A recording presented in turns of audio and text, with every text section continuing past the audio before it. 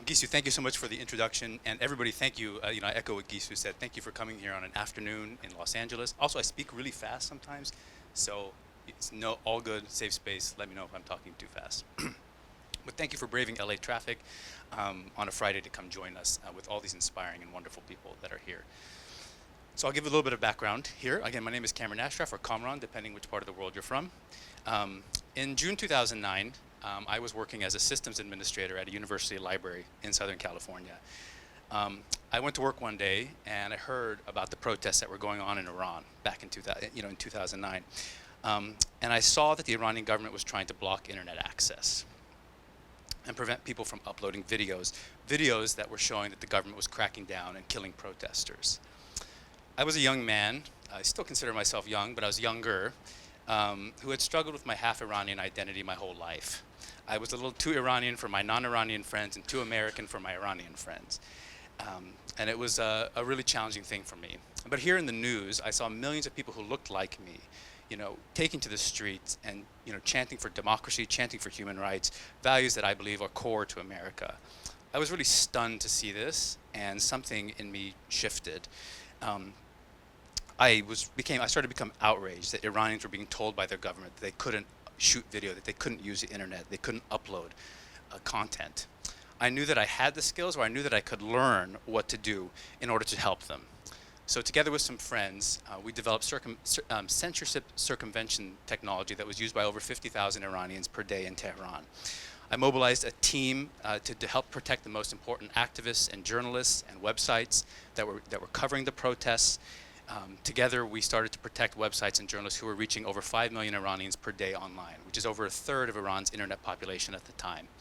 It was an enormous effort. And the thing I immediately noticed at that time was that the Iranian government was going after video. Videos were being uploaded and shared inside and outside of Iran. These were videos that captured human rights violations and showed the world what the Iranian government was doing and how little it actually cared about its own citizens. I started to manually download tens of thousands of videos as I received them. I was really touched by this. And turn them into mobile formats that were being used in Iran, and then re-upload them to servers that were located around the world so that Iranians could download them and then distribute them across the country. And this was out of my bedroom. Unlike any college grad, in late stage capitalism, I was living with my mother still. But I started to share videos with over 3 million Iranians inside the country, which, as you know, is now, if your math is quick, is over 20% of Iran's internet population at the time. All this work ended up becoming Access Now, which Gisu mentioned earlier, which is the world's largest technology and human rights organization.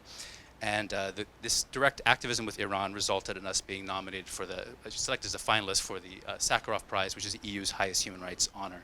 And actually most recently represented here by Afsoon, who received the award on behalf of Women, Life, Freedom in the European Parliament. But my takeaway, enough about me, but my takeaway at the time was the importance of video. That video archiving and sharing. I held the largest 2009 video archive in the world and tried to launch a video archive project, but I was told by human rights funders that there was no market for this. This had no future.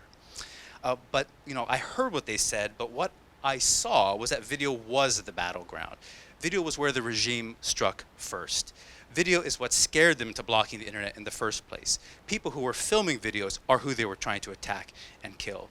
Video scared them, but video also empowered Iranians. In October 2022, the young and powerful Iranian Kurdish woman Mahsa Amini was killed, and millions of Iranians poured into the streets in protest. I saw the photographs, as so many of you did. I saw the videos. I'm sure I join all of you in talking about how much you cried with what you saw. And then, in the midst of all that, I suddenly remembered all the activism I had done in 2009, and I remembered that video was going to be where it was at. That these guys were going to come again for video. It was going to be the same playbook, that they're not stupid, that they had learned. And I knew that we had to grab these videos, so I contacted some friends, and I said, we've got to get this. We've got to get it right away, as quickly as possible. They'll go for them. People will forget. They'll deny. They'll say this stuff didn't happen. We need justice. We need accountability for Mahsa, for the millions of men and women in Iran, for the people who have been killed. We need to do it now.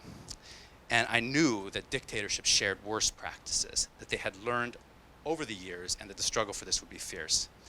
in the midst of all this downloading of videos, and we didn't have the technology, we were still downloading manually, it's like a little bit old school, I was asked to join a really inspiring coalition. A group of passionate activists and human rights lawyers and experts who were also archiving videos, who were conducting research, who were publishing reports and supporting human rights investigations. Video was no longer a battleground that we had to just fight through alone.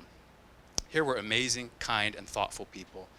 The people here in this room, who you're going to hear from once I'm done, who were sharing best practices instead of worst practices, who had also learned lessons from 2009 and who were putting them into practice in Iran at an incredibly powerful moment of women's empowerment and social justice. It has been a very long road for human rights since 2009 in Iran. Those of you who've been active in that field, you know what I'm talking about. The situation has deteriorated dramatically, and the regime has even stopped pretending that it cares about its own people. There was at least some pretense in 2009, but there's no pretense anymore. They've learned so much. They've developed and deployed sophisticated tools and technologies, built a world-class censorship and harassment regime to stop dissent before it happens. They learned from 2009. All the reports that were published, all the news media that was out there about 2009, about how the activists were getting around internet censorship, what they were doing, the Iranian government was downloading it, reading it, and learning from it, and adapting to it. But what I've seen here in this amazing coalition is that good people have also learned, and I think that's really important. No longer is it one 20-something-year-old guy in his mother's bedroom, in my bedroom, in my mother's house, in LA with the largest archive of protest videos at the time. It's kind and passionate activists, universities, think tanks, NGOs, lawyers, who have learned, grown, and deployed solutions to address enormous injustice and tragedy and bring greater accountability to a regime which despises its own people. I could not be more proud to work with these brave people and to support the incredible bravery of Iranians inside the country, and to know that building solutions to support human rights and human dignity does take time. It takes enormous amounts of energy, and it takes limitless amounts of passion. And that good things can and do happen if we don't look away. The coalition and the powerful people you're going to learn from after me are proof of that. Thank you.